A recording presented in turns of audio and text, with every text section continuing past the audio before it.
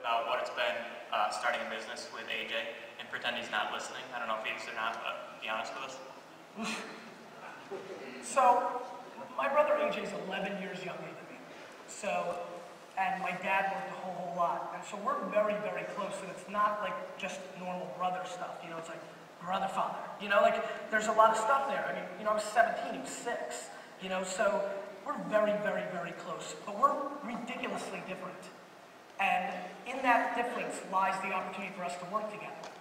You know, AJ's a lot better than me in a lot of things. And he's really talented. And, you know, it's been an amazingly good experience, you know. But the best thing that ever happened for AJ and I is that I worked for my dad. And I know when I was crushing it, and people are like, oh, Sasha, you're such a genius for putting on this, you know, wine library on the internet. I'm like, fuck that, I did that, you know? So, you know, so I know that stuff. And I lived being number 2 and maybe not getting the credit. So I'm very, very cautious about that with AJ. However, you know, I'm a little bit more of a limelight guy. Maybe you guys don't recognize that, but I am. And so, AJ, on the other hand, doesn't. He doesn't want, you tell AJ to go greet people at a door, it's just not gonna happen. It's not what he's about. And so we're different enough, and more importantly, the same reason wine libraries survived, and my dad is one tough, old school Russian dude. Just like with me and my dad, AJ and I love each other way more than we love the business, and that's why we'll always win. That's awesome. Thank you. Thanks, buddy.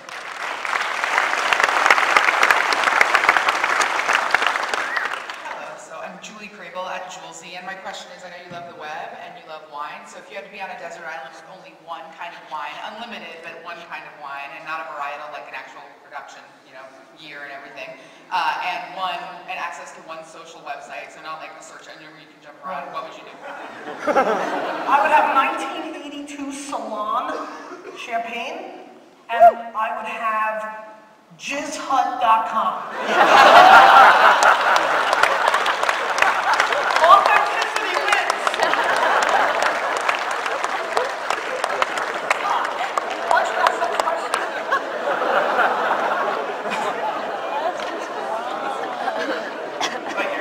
Man.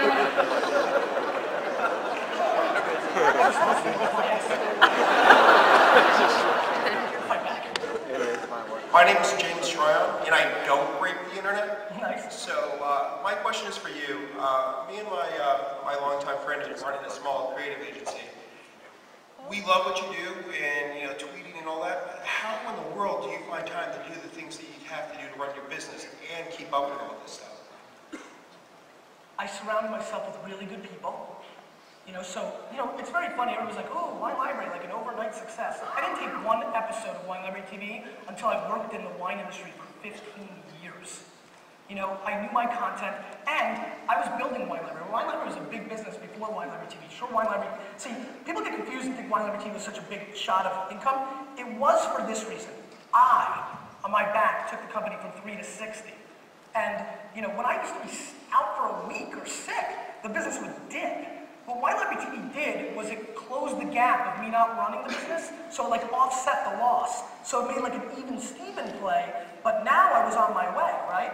And you know, now I have VaynerMedia, and I work on Cork, and I'm doing all this angel investing, and I have time to do all this stuff because Wine Library runs because the infrastructure I built in those 100 employees. Same thing with Vayner. You know, I mentor AJ, and I tell him how to run a business, and I'm in client meetings, but we have 18 employees already, and we're scaling that. You need to surround yourself with awesome people, but here's the key.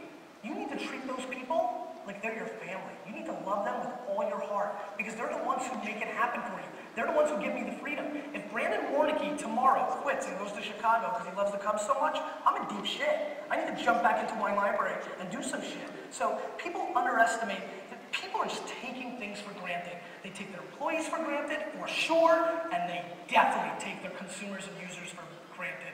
And I just want people to open up their mind.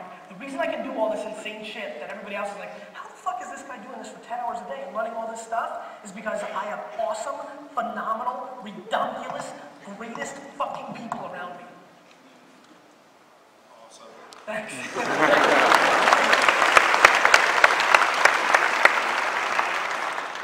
Hey there, my name is Daniel Turkman. Hey, Daniel. At Greener Dan. And I'm very interested in back channel. And So I want to know if you were in the room for the Mark Zuckerberg, Sarah Lacey keynote 2 years ago? Sure. I wasn't in the room, but I was watching it. So what I want to know is, afterwards, there was two very distinct reactions. There was a reaction from the people in the room, and there was a reaction from the people who watched it online. Completely different. Yeah. What I want to know is, how do you think that would have gone differently if there had been screens like this in the room? You know, I think it would have changed the dynamic. I think these screens are very fascinating. You know, obviously there's been some instances where people, you know, have gotten torched or been rude to, you know. It distracts people if the speaker's not captivating the audience. It's an interesting dynamic. You know, I think it can be very distracting, and I think it intimidates a lot of speakers, which I think is, you know, too bad. And I think that, you know, depending on how the stream was playing, maybe Sarah would have adjusted to the reaction, right, and maybe adjusted the conversation. Well, that's the thing. I think she got caught by surprise. She didn't realize there was like discontent in the room, and if it had been there, maybe she would have noticed it earlier. Yeah. So, you know, it would have just changed the game, just like anything else. I mean, I think it's fascinating, and I love the ability to adjust on the fly.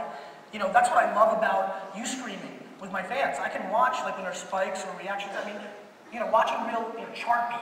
You know, if you guys know that, I mean, real-time data is just sexy. Thanks, Ben. Hey.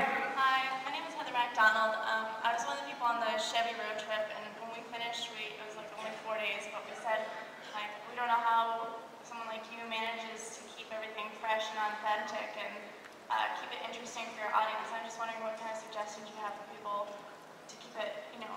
Yeah, so first thing you should definitely do is be ridiculously awesome like I am.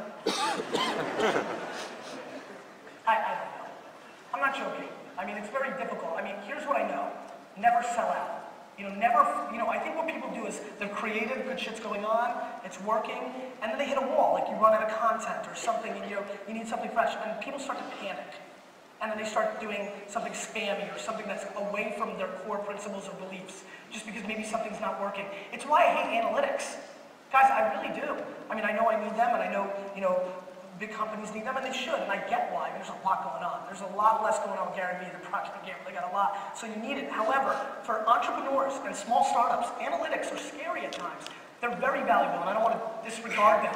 But too many people bail or jump ship because their Google traffic, you know, Google Analytics said the traffic hasn't gone up in 3 months. It's not a true indicator. It just isn't, and you need patience. No real business was built overnight. Your grandpa or grandma or people's grandparents in here that built business, hey, thanks for coming, guys. Thanks so much. No, they gotta go. They're hungry. Don't move. They're awesome. Thank you. I mean, they didn't build businesses in 6 months. People build products, and they're like, if this doesn't take off in 6 months, I'm out. What the fuck? You know, I just think that don't veer away from your core, and if things aren't working, think about what you're trying to accomplish, and just work harder and smarter, and bring in talent. Yep. Hi, I'm Joseph Dickerson from jizzhunt.com.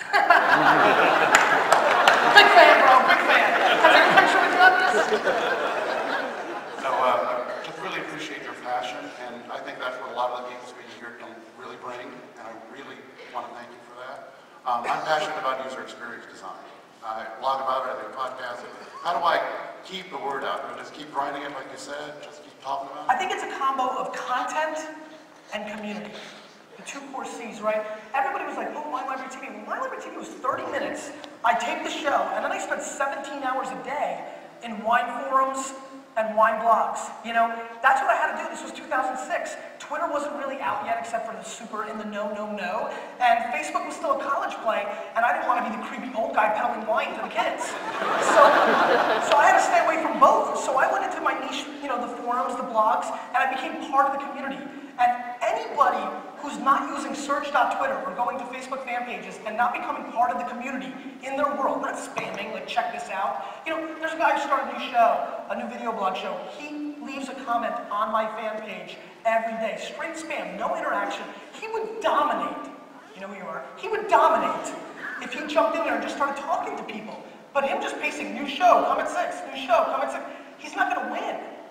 And so, you know, I would scale and focus more. I mean, listen, content is king. And I always say, you know, that marketing is the queen and she runs the household. But, you know, engaging in the community that's where the magic happens. That's what people like. That's the real shit. And you need to spend as much time reading other people's blogs you respect and leaving relevant, smart comments because other people are reading it, and if you leave a great comment and they agree with that, they're gonna click on your name, go to your world, and now be in your world. And if your shit is on point, now you got a shot.